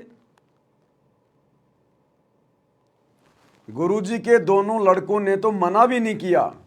जब जगत वाले उसके गले में माला डालने लगे तो गुरुजी के लड़कों ने तो मना भी नहीं किया। अगर मान लो वो मना भी करते कि नहीं नहीं भाई अब माला नहीं डलवाएंगे, क्यों, अरे हमारे गुरुजी के नियम है भाई, माला डलवाना पूजा में आता है और हम ठहरे जीव। अरे यार क्या फर्क पड़ा है, देखियो नेताजी ने माला डलवा रखी, मैंने डलवा रखी, ये सोचो ये खा के बिल्ली कहें हज करण चाली, ले ले ले जबरदस्ती डाल देंगे। लेकिन यहां तो गुरुदेव के दोनों बेटों ने मना भी नहीं किया, हंसते हंसते अपनी गर्दन नीचे कर रहे हैं कि डाल दो काल की फांसी मेरे गले में, डालो काल की फांसी, और दोनों ने डलवा ली। इसलिए गुरुजी मना करते हैं साध कि दुनिया से ती दोस्ती पड़े भजन में भंग। अब पड़ गया ना भजन में भंग। खैर इनकी तो पहले से ही सैकड़ों मर्यादा टूटी हुई है। ये तो जब से भक्ति से लगे हैं तभी से इनकी मर्यादा नहीं है, अब क्या नई मर्यादा टूटेगी। लेकिन गुरुजी के सत्संग के अनुसार ये उदाहरण है, गुरुजी का वचन गलत नहीं हो सकता। इन्होंने दुनिया से दोस्ती निभाई, जबरदस्ती जाकर वो जाटों की धर्मशाला बनवाई अपने जाट भाइयों की। इनमें जातिवाद इतना अंदर तक समाया हुआ है। क्या मतलब था उन अनुपदेशियों की धर्मशाला बनवाने का, संगत का पैसा और बर्बाद कर रहे हो तुम वहां पर। ये जबरदस्ती की यारी दोस्ती निभाई, यारी दोस्ती निभाई तो देखो कैसे फिर काल कर्म फोड़ता है। सबसे पहले तो कर्म फोड़ दिए, करोड़ों रुपया जाट धर्मशाला बनवाने में लगा दिए भक्तों का ज्योति पाठ और दान का। खुद के तो फोड़े से फोड़े, बेचारी संगत के भी फोड़ दिए, क्योंकि पैसा तो संगत का, ज्योति पाठ का। उसके बाद उसके उद्घाटन पे गए, गले में माला डलवा के अपना सम्मान करवाया, अपनी पूजा करवाई, वो गुरुजी की मर्यादा तोड़ दी। भाई और बहनों, ऐसे परमात्मा हमें सावधान करते हैं, और उदाहरण आप जी देख ही रहे हो साथ साथ में। यानी 36 ताने मारेगा और फिर नो कहेगा भाई काल न तो दरवट्टी भी छुटवाओगे तेरी, यो नारा सत्संग देखा। तो आपके मन में विक्षेप हो सकता है, 1 दिन में, 2 दिन में, 3 दिन में, तो जरूर अपना रंग वो चढ़ा के मानेगा। तो इस करके उड़ा बैठे नहीं उस दौरे अपना सत्साहिब कर उठ कर चलता बना। कोई प्रेमी दौरा बैठे, प्रेमी नहीं है तो अपनी कैसेट ला ले, कैसेट भी नहीं है तो अपना नाम सुमन लाग जा, खेत में चला जा, घूमे जा, भजन करें जा, अपना डोला पर हंडे जा, वैसे बैठ कर ले जा, डेके में धूप में कोठड़े का गए अपनी चारपाई ना कर। तो कहते हैं कबीरा रसरी पाँव में के सोवै सुख चैन, यो श्वास नंगारा कूच का तेरा बाज रहा दिन रहने। परमात्मा कहते हैं कबीरा रस्सी पाँव में तू के सोवे सुख चैन, कि तेरे पैरों में तो काल की रस्सी पड़ी हुई है और तू मस्ती में है, तुझे मर्यादाओं का कोई ख्याल ही नहीं है, गुरुजी के वचनों का तुझे कोई डर ही नहीं है। कहते हैं बेटा क्या सो रहा है, अभी तू 21 ब्रह्मांड में बैठा है, सतलोक में नहीं है, जो तू इतना खुल के मर्यादाओं को हल्के में ले रहा है। इस काल में फंसाते हुए 1 सेकंड भी नहीं लगती, 1 सेकंड भी। तो भाई और बहनों, जिन्होंने सतलोक जाना है, क्योंकि सत्संग उनके लिए किए जाते हैं, मर्यादा उन भक्तों के लिए होती हैं जिनको सतलोक जाना होता है। तो जिन भगत भाई बहनों ने सतलोक जाना है, वास्तव में अगर प्रधानमंत्री भी आपके घर पे आके आपको दंडवत प्रणाम करे और कहे कि भाई मैंने बीड़ी पीनी है, माचिस नहीं मिल रही है, एक माचिस दे दे, बोलो भैया खाना तैयार है, नहीं तो करवा देंगे, भोजन भंडारा करना तो कर ले, और माचिस के लिए भाई साहब दोबारा हमारे पैरों में मत पड़ना। ये माचिस तो अगर हमें कोई 3 लोगों का राज दे दे तो भी हम उसकी तरफ थूकने वाले भी नहीं हैं। ये कुकर्म करने के लिए माचिस नहीं देंगे, बुराई करने के लिए नहीं देंगे। तने खाना बनाना है, तने सर्दियों में हाथ सेकने हैं तो माचिस ले जा, 2 ले जा, लेकिन बीड़ी सिगरेट पीने के लिए माचिस नहीं देंगे, उल्टे काम करने के लिए कोई चीज़ नहीं देंगे। हमने तो इस कदर यहाँ पर दृढ़ और सावधान रहना है, फिर परमात्मा पीठ पीछे खड़ा रहेगा, पीठ पीछे। 21 ब्रह्मांड का काल भी हमारा बाड़ बाका नहीं कर सकता, फिर यहाँ की शक्तियों की तो औकात क्या है, क्योंकि हमारे को समर्थ का साथ है, सबका रिमोट समर्थ के हाथ में, वहीं जाम कर देगा वहीं। जैसे गरीबदास जी एक समय अपने घोड़े को लेके और कहीं जा रहे थे, तो रास्ते में उनका घोड़ा बिदक गया, घोड़ा बिदक गया उनका। अब वो तो मालिक की लीला थी, उन्होंने बिदकाया, उनका घोड़ा बिदक गया और दूर भाग गया खेतों में। अब खेतों में लोगों की फसल खड़ी थी, घोड़े ने वो फसल अपने पैरों से बर्बाद कर दी। गांव वाले ले लेके लठ आ गए और गरीबदास जी को मारने के लिए लकड़ी ऐसे लगाने लगे। उसी समय गरीबदास जी ने यूं हाथ कर दिया, वो सारे के सारे आदमी जैसे थे वैसे के वैसे वो पत्थर से बन गए, ऐसे कैसे खड़े हो गए, स्तब्ध, ना अले ना डुले, जाम हो गए। किसी ने यूं कर रखा था मारने के लिए तो यूं ही हो गया बस वो। और बातें सारी सुन रहे थे, बातें सारी सुन रहे थे, देख रहे थे, लेकिन शरीर जाम हो गया।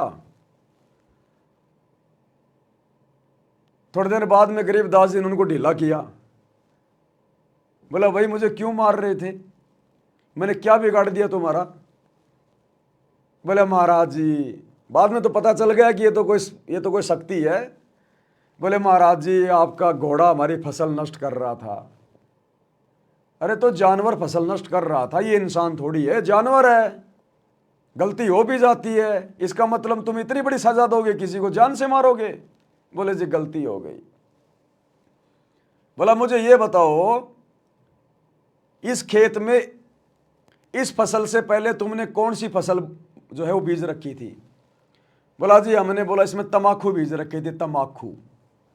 तो गरीबदास जी ने कहा नालायको, ये मेरा घोड़ा जानवर, इसको भी इसमें बदबू आई जो तुमने ये इसमें तमाकू बो रखी थी पहले, उसके बाद में साफ सफाई करके तुमने दूसरी फसल बीज रखी है, उस पहले वाली तंबाकू की फसल के कारण मेरे घोड़े को भी बदबू आई और उस बदबू से बिदक कर ये दूर भाग गया, और तुम तंबाकू पी रहे हो, तुम तंबाकू पी रहे हो।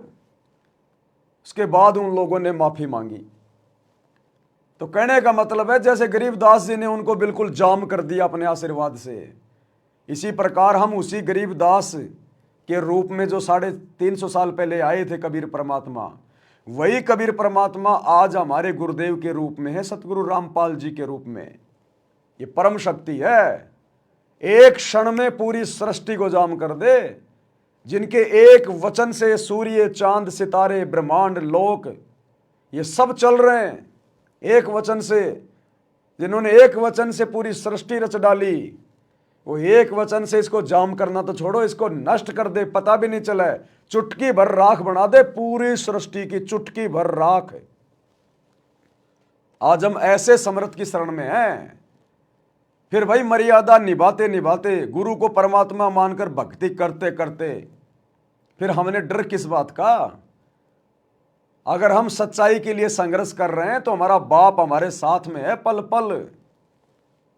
साईं की तरह जो बच्चा गऊ की नजर में, यूं साईं को संत, भक्तों के पीछे फिरे भगत वत्सल भगवंत। जैतू चाले एक कदम में चालूं कदम 60, और जैतू हो जा काठ का मैं हो जाऊं लोहे की लाठ। तो फिर हमें डरने की क्या जरूरत है? हम किसी का बुरा करते नहीं, अपनी तरफ से गलती करते नहीं, और भक्ति कर रहे हैं समर्थ की, तो फिर हमने घबराने की जरूरत क्या है? अरे यहां तो अगर कोई किसी मुख्यमंत्री का रिश्तेदार है, किसी प्रधानमंत्री का रिश्तेदार है, वो भी शेर खान बन के घूमता है, शेर खान, जबकि लेना एक देना दो उसके पास में। बस इसी बात को लेकर कि मेरा मामा सीएम है, ओ मेरा ताऊ जी विधायक है, इसी बात को लेकर वो फूले फिरते हैं। पुलिस वालों से भी पंगे लेने से नहीं डरते वो। अब बताओ ये यहाँ के सीएम पीएम उस परम शक्ति के आगे क्या है? कुंभकर्ण के आगे चींटी, कुंभकर्ण के आगे जैसे चींटी है ना, ऐसे समर्थ परमात्मा सतगुरु रामपाल जी भगवान के आगे यहाँ के सीएम पीएम है, ब्रह्मा विष्णु महेश हैं। और आज हम उस समर्थ शक्ति की डायरेक्ट शरण में, तो भला फिर हमने डरने और घबराने की जरूरत क्या है?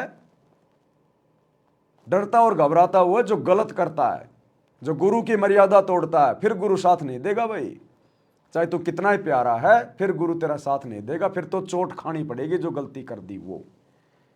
तो इस प्रकार भाई और बहनों, आप सभी भाई बहनों ने अपने गुरुदेव की मर्यादाओं को, उनकी भक्ति को प्रथम महत्व देकर आगे बढ़ना है। हम सतलोक में रहते थे, वहां कोई कष्ट नहीं था। जब इंसान को कोई कष्ट नहीं होता, फिर इसको बकवाद भाती है, ये आत्मा अब ऐसी गिर गई। और जिसको कोई कष्ट है, जैसे शरीर में है या परिवार में है या कोई धन संपत्ति का अभाव है, तो इसका किसी चीज में रुचि नहीं रहती, दुखी रहता है, ना बकवादवादी। लेकिन परमात्मा सुख सागर है, इसकी शरण में आने के बाद फिर दुख नहीं रहता। और थोड़ा बहुत कष्ट ये स्वयं रखता है कि इसकी अकल ठिकाने रही रहे। थोड़ा बहुत कष्ट गुरुदेव कह रहे हैं ये परमात्मा खुद भी रखता है। इसलिए जो भगत भाई बहन नाम उपदेश लेने के बाद भी अगर किसी कारण से किसी कष्ट में हैं, कोई परेशानी है, कोई बाधा है, तो उन भगत भाई बहनों ने मन में शंका उत्पन्न नहीं करनी चाहिए, शुक्र मनाना चाहिए। कि मैं आध्यात्मिक डॉक्टर की शरण में हूं और डॉक्टर को पता है कि मेरा रोग क्या है, कब कटेगा, कैसे कटेगा। तो ऑपरेशन जारी है, इलाज जारी है। हमने डॉक्टर की रजा में राजी रहना चाहिए। यदि किसी का कष्ट इतना जल्दी हल्का नहीं हो रहा है तो इसमें भी गुरु जी की विशेष दया, विशेष रजा है। यदि आप मर्यादा में हैं, आपने विशेष कोई ऐसी मर्यादा नहीं तोड़ी है। देखो, मर्यादा तोड़ेंगे तो कष्ट ऑटोमेटिक आएंगे, वो तो हमारी अपनी गलती के आएंगे। और यदि मर्यादाओं में रहते रहते भी यदि आपके ऊपर कष्ट है, भक्ति करते करते भी, तो फिर ज्ञान को आधार बना के उस कष्ट को हल्का किया जाएगा कि मेरे गुरु जी को पता है कि ये मेरा कष्ट उन्होंने कब काटना है। वो अंतर्यामी है, उसको मेरे भविष्य का पता है। वो तो मुझे आज ही सुखी कर दे, आज ही। लेकिन उसको पता है कि यदि आज ही इसको सुखी कर दिया, ये 4 दिन बाद ही बकवाद करने लग जाएगा, ये भक्ति से दूर होके बैठ जाएगा, ये भक्ति को हल्के में लेने लग जाएगा। क्योंकि मालिक कहते हैं ज्ञान संपूर्ण हुआ नहीं, हृदय नहीं छिदाए, और देखा देखी भक्ति का रंग नहीं ठहराए। अरे 650 साल पहले परमात्मा तुरंत लाभ दिया करते थे और हम लोग बकवाद करने लग जाते थे, बकवाद करने। एक बार गुरुदेव ने बताया कि काशी में एक कोडी आया, किसी के कहने से सुनकर कि वहाँ जाते दुख दूर होते हैं। वो कोडी जिसके पूरे शरीर पे फुंसियाँ, मक्खियाँ भिनभिनारी, मवाद आ रही, बदबू मार रहा, वो मालिक की शरण में आ गया। बोला परमात्मा बहुत दुखी हूँ, बहुत परेशान हूँ। बोला भाई भक्ति कर, भक्ति से दुख कटेंगे भाई। बोला जी भक्ति तो नहीं होती, ये दुख भक्ति करने नहीं देता। तो परमात्मा ने कहा कि और कितने हैं तेरे जैसे? बोला जी काशी में तो बहुत हैं। कितने? बोला जी 360 हैं। क्योंकि उसने सब गिन रखे थे। अब एक गांव में कोई शराबी है, आप उससे पूछ लो कि इस गांव में और कितने शराबी हैं। वो अपनी पार्टी के सभी लोगों का एड्रेस रखता है। बोला जी 360 हैं। तो बोला सबको ले आ। अब वो तो गया और सबको इकट्ठा करके आ गया दूसरे दिन। अब परमात्मा ने उनके दर्द को देखकर और सबको परमात्मा ने आशीर्वाद देके तुरंत ठीक कर दिया। 2-4 दिन में बिल्कुल उनका कोड साफ है।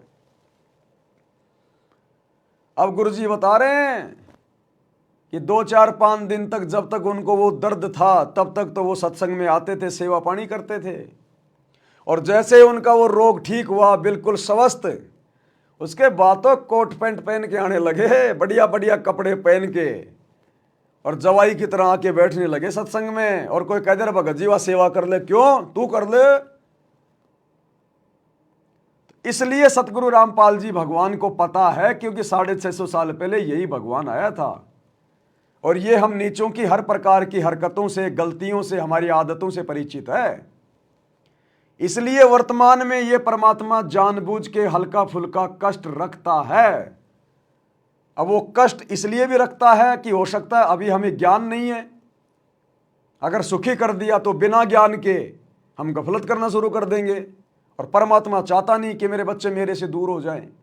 इसलिए वो अभी आपको पूरा सुख नहीं दे रहा, हल्का फुल्का दुख दे के रख रहा है, ताकि ये सत्संग में आता रहे दुख के बहाने। या फिर परमात्मा को पता है इस बात का कि इस आत्मा के पाप कर्म कितने हैं और किस प्रकार से इसका इलाज करना है। क्योंकि हॉस्पिटल में जाने के बाद तो डॉक्टर को पता चलता है कि सर्दी जुकाम किसको है, कैंसर जैसा रोग किसको है। तो भाई सर्दी जुकाम वाला तो 4 दिन में भी ठीक हो जाएगा, और कैंसर वाले को भैया 2 साल भी लग सकती हैं। अब वो ये ना कहे कि देखो जी वो मरीज मेरे साथ में आया था, वो तो 4 दिन में छुट्टी लेके गया, मेरे को 2 साल हो गई, काहे का डॉक्टर है। अरे भैया उसको रोग भी तो हल्का था, उसके पाप कर्म भी तो हल्के थे, और तेरे नालायक युगों युगों के पाप कर्म जमा हो रहे हैं, युगों युगों के पाप कर्म। अब एक तो कपड़ा थोड़ा सा मैला है, वो तो पानी और साबुन लगाने से साफ हो जाए, और एक किसी जो है मैकेनिक का कपड़ा है वो पूरा का पूरा काला हो रहा है, तो भैया उसको तो फिर ड्राई क्लीन करवानी पड़ती है, और ड्राई क्लीन करने वाला 2-3 दिन लेता है। तो कहने का मतलब है इन सभी उदाहरणों को ध्यान रखकर, चाहे हम सुखी हैं चाहे हम दुखी हैं, यदि ज्ञान समझ में आ गया कि धरती पर इस ज्ञान से बढ़कर ज्ञान नहीं और इससे बढ़कर कोई मोक्ष मार्ग नहीं, और गुरु से बढ़कर कोई परमात्मा नहीं। तो फिर हमने अपने गुरु की रजा में राजी रहना चाहिए कि परमात्मा दास ने स्वयं को आपके चरणों में समर्पित कर दिया है। हे मालिक, मैं आपका मरीज, जन्म और मरण का रोगी, आप मेरे डॉक्टर। परमात्मा जैसा आप चाहो वैसा करना। यदि मैं बकवाद भी करूं तो परमात्मा मेरी मन की बातों को ना सुनना। आप अपने दास की मन की बातों को ना सुनना परमात्मा, नजरअंदाज कर देना। जैसा आप चाहो परमात्मा वैसे ही अपने दास को भक्ति पे रखो। तो सतगुरु भगत की इस प्रकार की सोच से कि इसने दुखी होते हुए और अपने गुरु में कोई दोष पैदा नहीं किया, उल्टा अपने गुरु जी से प्रार्थना कर रहा है, मिन्नतें कर रहा है, तो गुरु फिर प्रसन्न होगा। और प्रसन्न होगा तो गुरु तुम्हारी सोच भी बदल देगा, गुरु तुम्हारे दुखों को सुखों में बदल देगा। और जो कष्ट तुम्हारा 2 साल बाद कटना था, परमात्मा उसको साल भर में काट देगा, साल भर में। तो इसलिए हल्के फुल्के दुख परमात्मा खुद भी जानबूझ के रखता है। खुद परमात्मा कहते हैं अपनी वाणी में कि भाई सुख के माथे पत्थर पड़ो जो नाम हृदय से जाए, और बलिहारी उस दुख के ऊपर जो पल पल नाम रटाए। कि भगत ने तो उस दुख के ऊपर दुखी नहीं होना चाहिए, ज्ञान को आधार बना के चिंतन करना चाहिए कि ये मेरे ऊपर जो दुख है ना, ये मेरे से भक्ति करवा रहा है, भक्ति। आज इस दुख के कारण मेरे को पल पल परमात्मा याद आ रहा है, पल पल।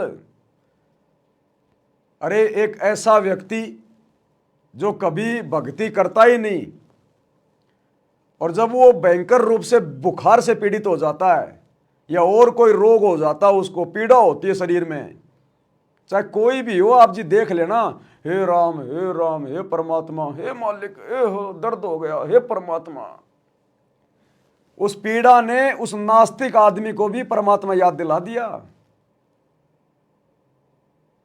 तो इसी प्रकार भाई और बहनों, ये हल्के फुल्के जो दुख हैं, जो कष्ट हैं, ये हमें परमात्मा याद दिलाते रहेंगे।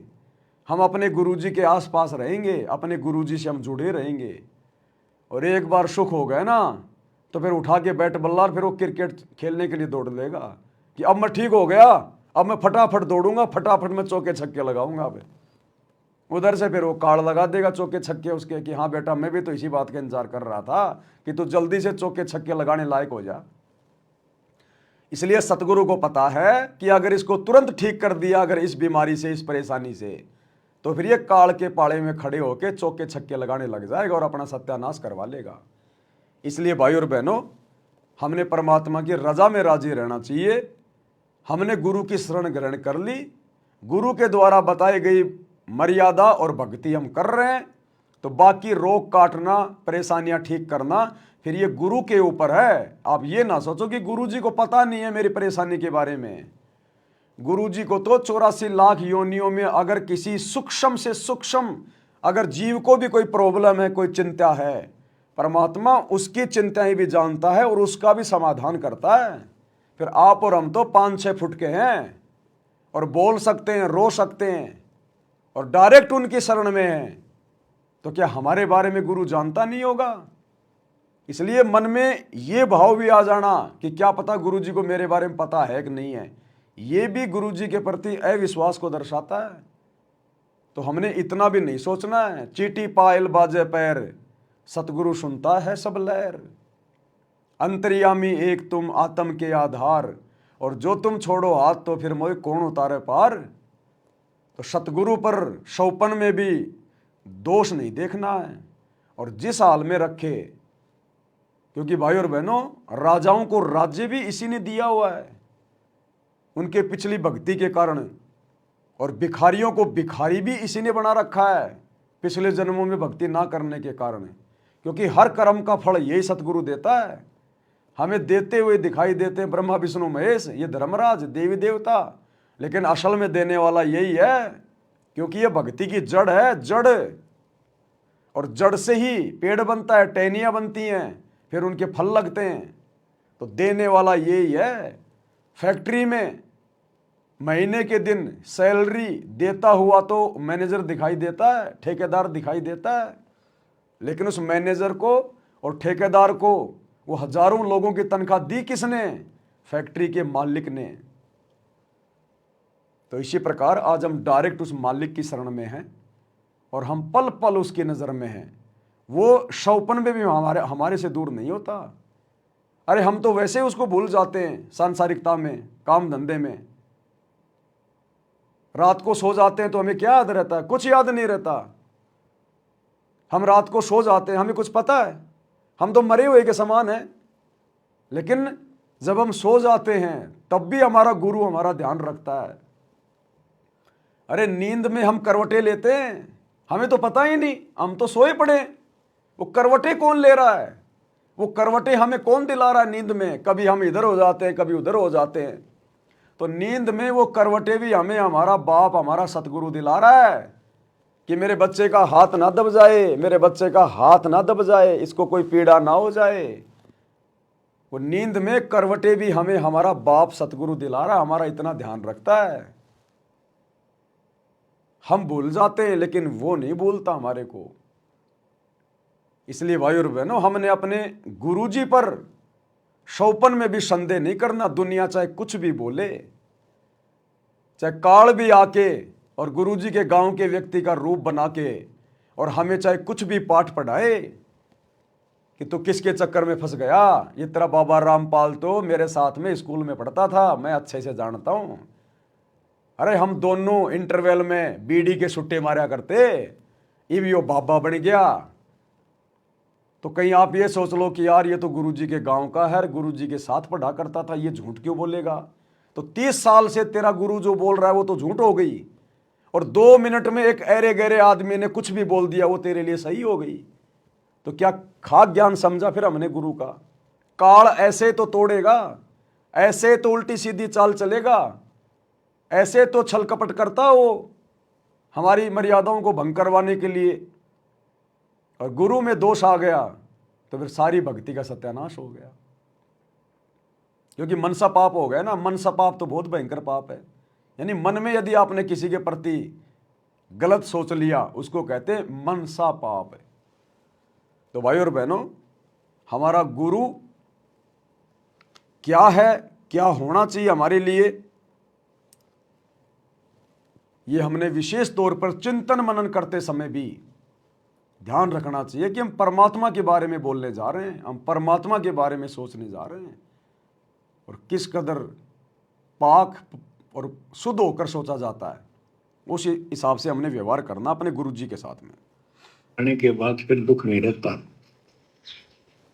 और थोड़ा बहुत कष्ट ये स्वयं रखता है कि इसकी अकल ठिकाने लगी रहे। और जब ज्यादा दुखी से होते दिखे फिर एकदम ऐसा कर देता है, सोचते रह जाते हैं, हे परमात्मा हाथ सगन ना होती तो ये तो बहुत नुकसान हो जाएगा, बहुत दुख हो रहा था, बड़ा कष्ट होगा था, पता नहीं क्या हो जाता। तो इससे एक तो सत्साहिब देखना बंद हो गया कार्ड,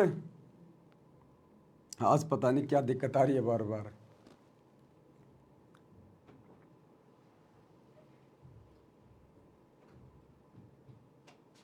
देखना क्या हो गया, कार्ड बंद हो गया, लाइव क्या आ रहा है? लाइव तो शायद चल रहा है, कार्ड क्वाड तो नहीं भर गया? फिर लाइव चल रहा है, बंद हो गया? चल रहा है। अब आगे स्क्रीन, अब आ गई स्क्रीन, आ गई। इसको डायरेक्ट पावर में लगा दिया। क्या प्रॉब्लम हो गई थी? कैमरा हैवी है ना थोड़ा, फिर डायरेक्ट पावर में लगा दिया। चलो सेट कर, मैं बोल दूँ? बोलते रहो, कोई दिक्कत नहीं है। ठीक है, थोड़ा सा कैमरे में दिक्कत आ रही है भाई और बहनों। तो क्या कह रहे हैं परमात्मा? कहते ये तो बहुत नुकसान हो जाएगा, बहुत दुख हो रहा था, बड़ा कष्ट होगा था, पता नहीं क्या हो जाता।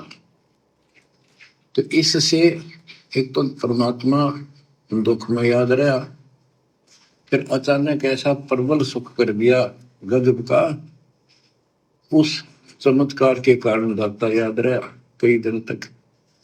तो ये परमात्मा कहते सोचल छिद्र में करूं अपने धन के काज, सोचल छिद्र करूं 100 क्यों?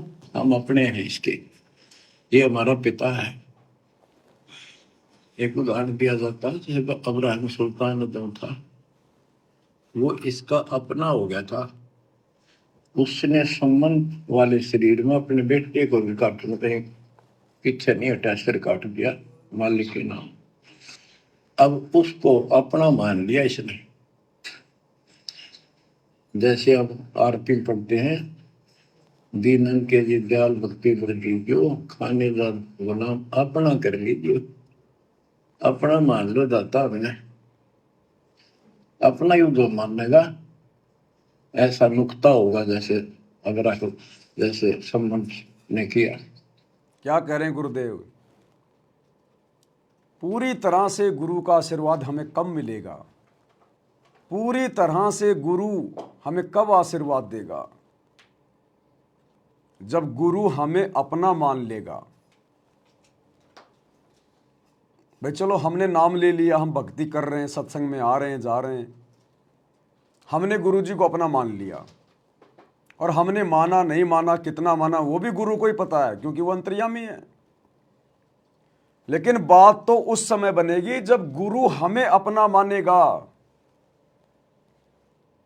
और उदाहरण दे रहे हैं परमात्मा कि जैसे गुरु ने सम्मन को अपना मान लिया था, अब्राहिम सुल्तान को अपना मान लिया था। क्यों? नुक्ते ऊपर रिजे गारे, कोटि कर्म जल जा तुम्हारे। ऐसा नुक्ता बनाना पड़ेगा, नुक्ता।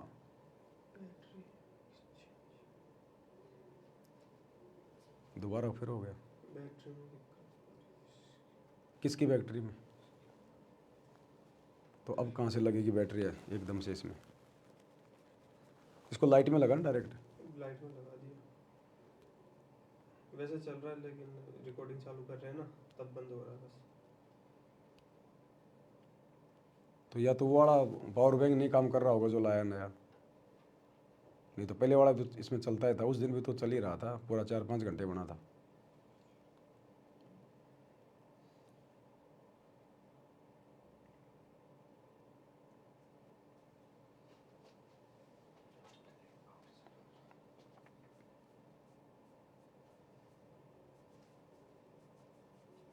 रुकना पड़ेगा क्या?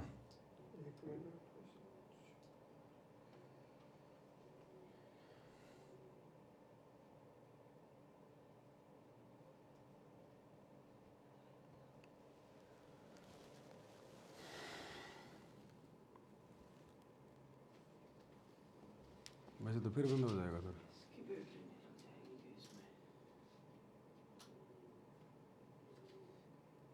छोटी होगी एक।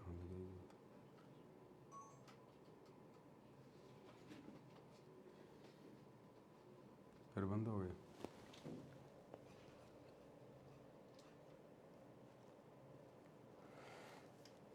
डिस्कनेक्ट कर देते हैं फिर लाइव को एक बार, हैं? दिन में चार्ज नहीं की थी इसकी बैटरी? ये पावर बैंक इतनी पावर नहीं दे पा रहा है इसको। 50% चार्ज था ये। तो शुरू में लगा देते इसको डायरेक्ट लाइट में।